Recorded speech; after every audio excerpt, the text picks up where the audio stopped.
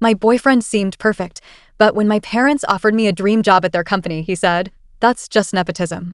I laughed until I found his resume already sent to my dad. "Trying to replace me?" I asked. He just smirked. "Already did." I don't even know why I'm sitting here telling you this, honestly. Maybe it's just cheaper than therapy. My name's Paige Morrison.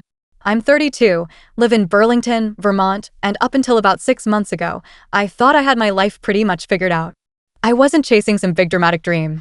I had a decent apartment off College Street, a used Subaru Outback that still ran, even though it smelled like old gym socks, and a job at a mid-sized marketing firm where the coffee SCK'd, but the people were good. Life was steady. Predictable. And then there was Caleb Wright. I met Caleb at a birthday party for my friend Maddie. It was one of those nights where you almost don't go because you're tired and your sweatpants are winning, but you drag yourself out anyway. Thank God, or maybe not, that I did. He wasn't the loud, look at me type. He was standing by the kitchen, beer in hand, wearing a flannel shirt and jeans, laughing at something someone said. When our eyes met, he gave me this slow smile, like he already knew me. Cheesy, I know. But it worked. We started talking, and it was easy. He asked real questions, not the "so what do you do" crap. He wanted to know what made me laugh, what my perfect Sunday looked like, the stupidest thing I'd ever done. I remember thinking, finally, someone normal, someone kind. We started dating, and everything clicked. He was sweet, thoughtful, the kind of guy who'd text me just to say he was thinking about me, who always insisted on walking me to my door, even when it was freezing. My friends loved him. My coworkers loved him. Even my usually suspicious dog, Bentley, loved him. I was in deep.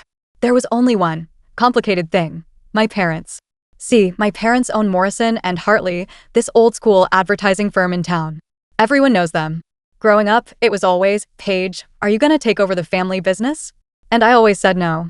I didn't want to be the rich kid with a job handed to her. So I worked elsewhere after college. Built my own career. Got good at what I did. Still, the expectation was always there, hanging over everything like a heavy quilt.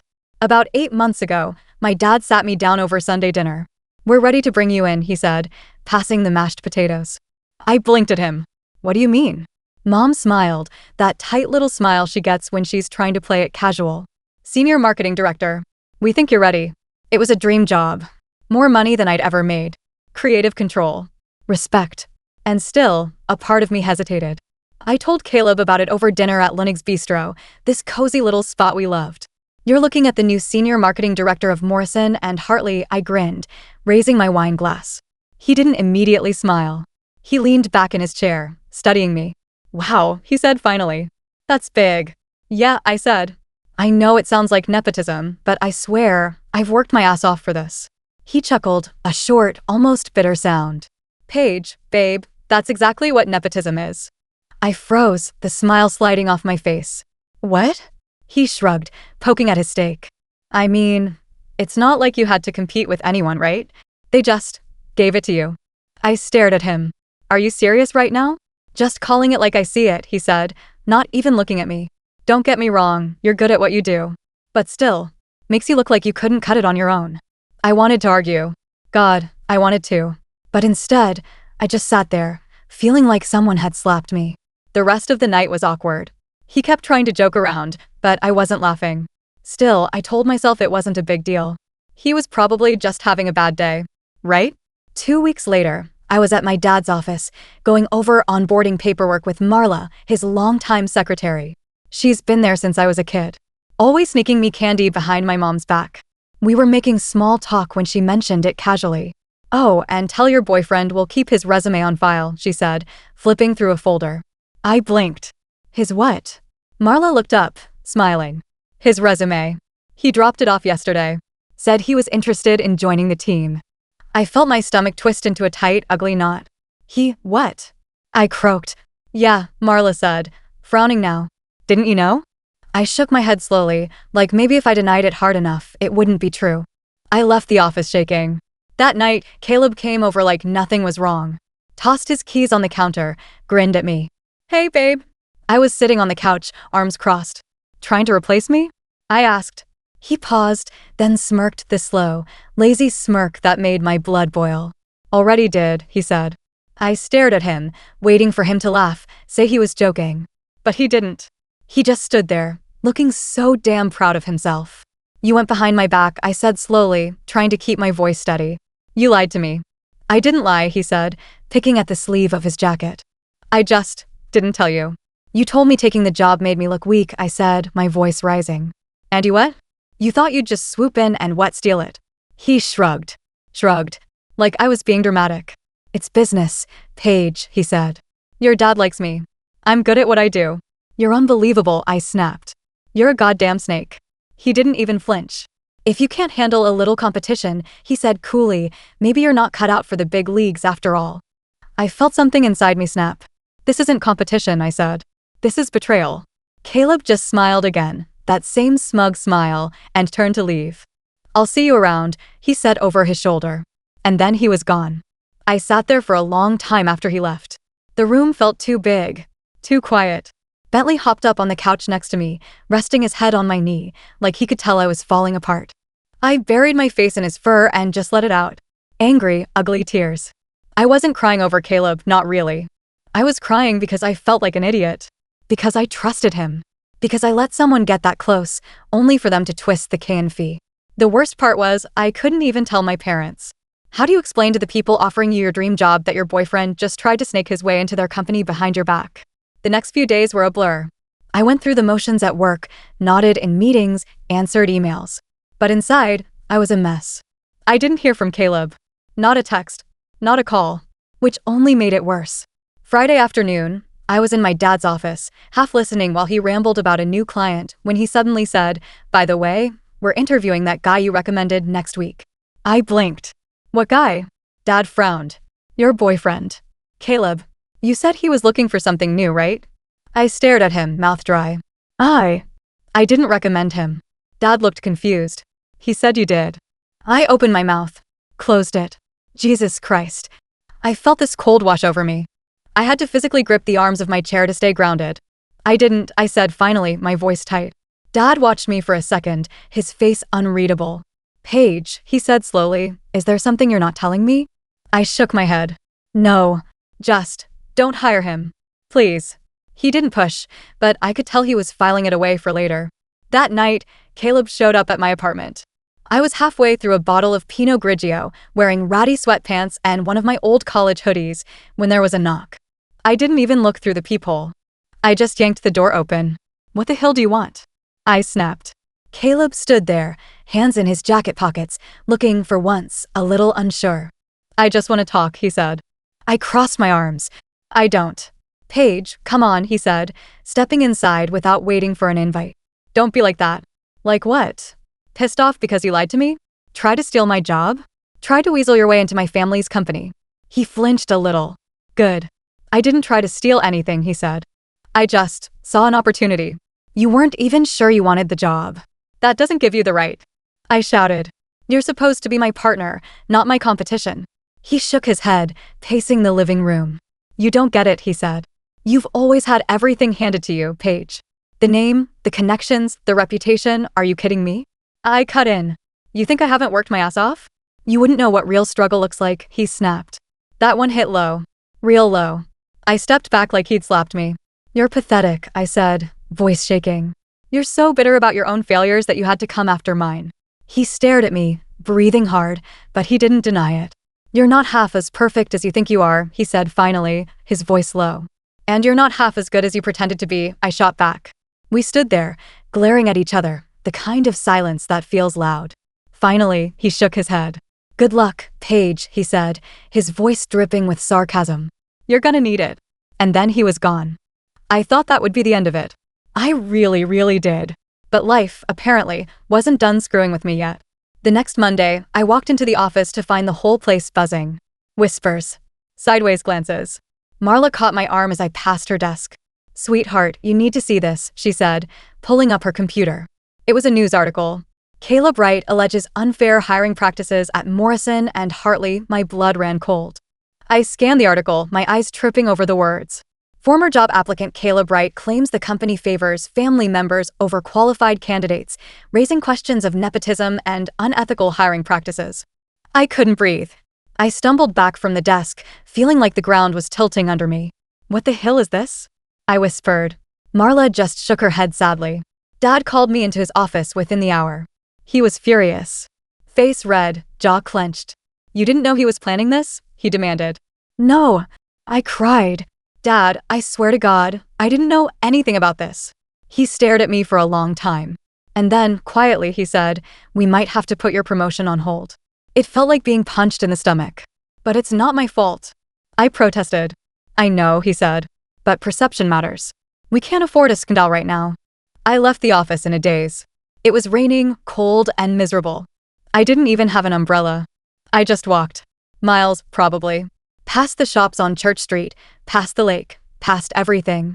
Bentley would probably pee on the rug in revenge for being left alone so long, but I couldn't bring myself to care. I ended up at Maddie's place, soaked through, shivering. She took one look at me and pulled me inside. Oh my God, what happened? I broke down right there in her hallway, ugly, crying into her shoulder. I lost everything, I sobbed. Because I trusted the wrong person. Maddie made tea and pulled out a blanket and sat with me on the couch until I calmed down. You didn't lose everything, she said softly. You still have us. You still have your talent. And you still have a hill of a lot more dignity than that a-hole. I sniffled. You're better off without him, she added. I don't feel better, I said. You will. And somehow I believed her. A little. The next few days were hell.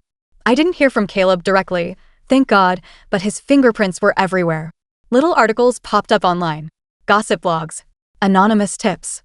All saying the same thing. Morrison and Hartley was a good old boys club where only family got ahead.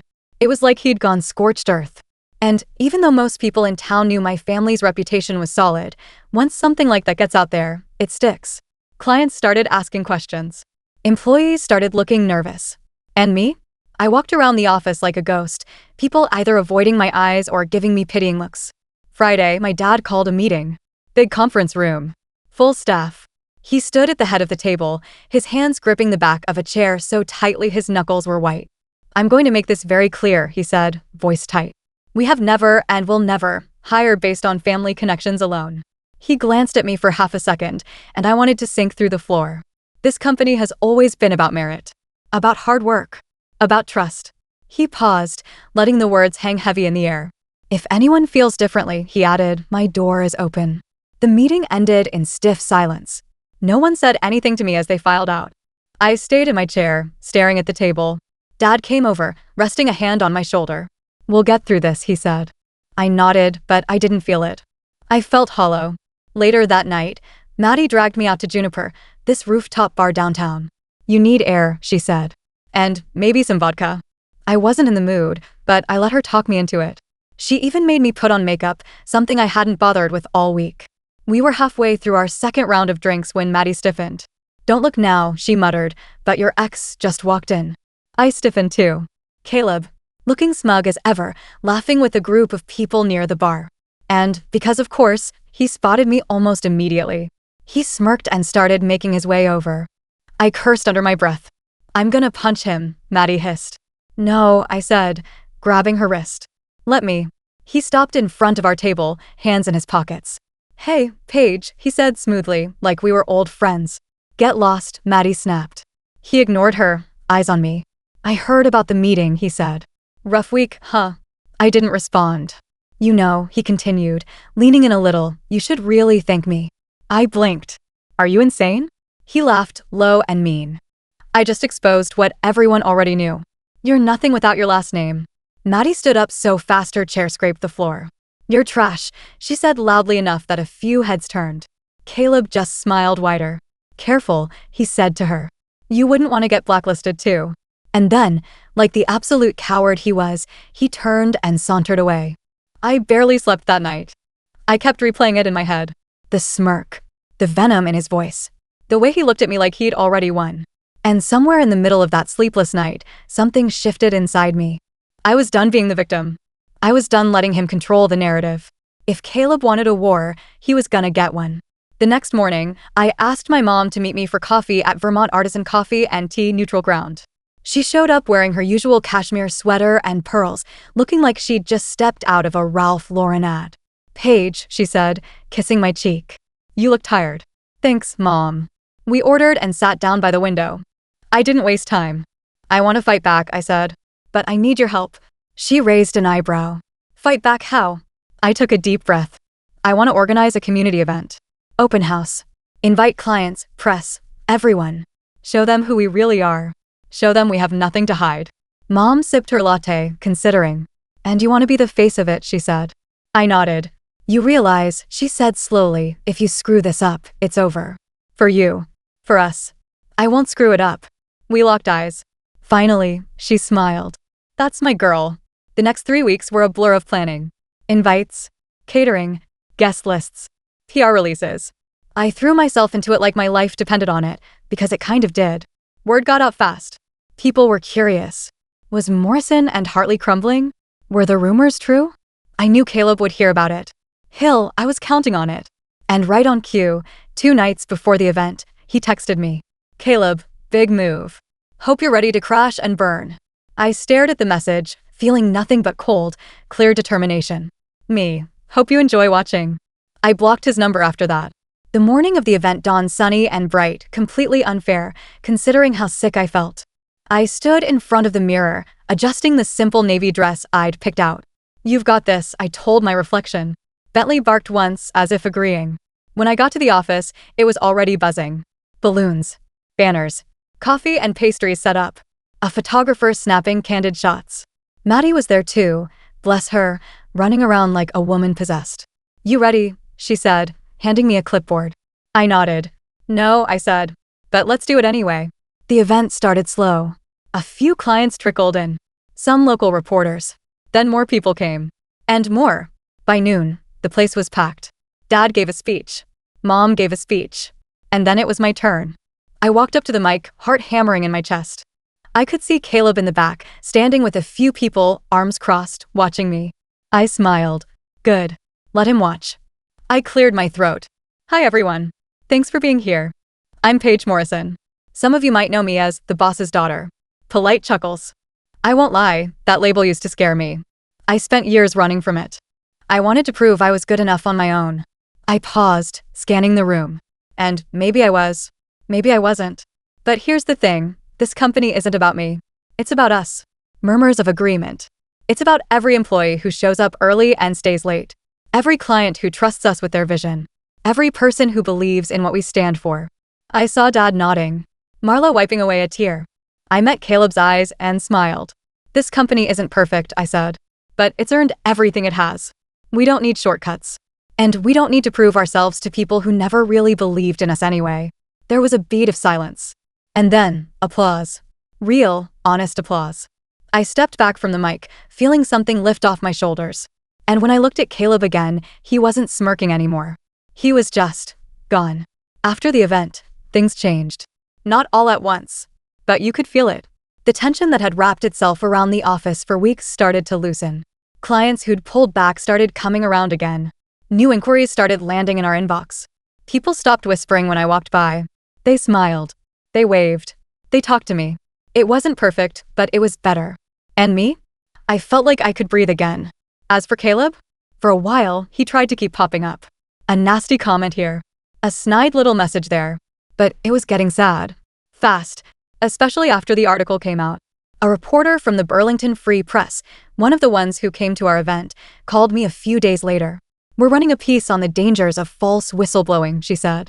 Would you like to comment? I hesitated. Part of me wanted to torch Caleb publicly. But I took a deep breath. I think his actions speak for themselves, I said. I don't need to say anything else. She laughed. Fair enough. The article dropped the next day. It wasn't about Morrison and Hartley. It was about him. The story exposed how Caleb had applied to at least 3 other companies around town, tried the same nepotism trick when he didn't get hired, and had quietly settled out of court for defamation once before. Turns out, he wasn't some crusader for justice.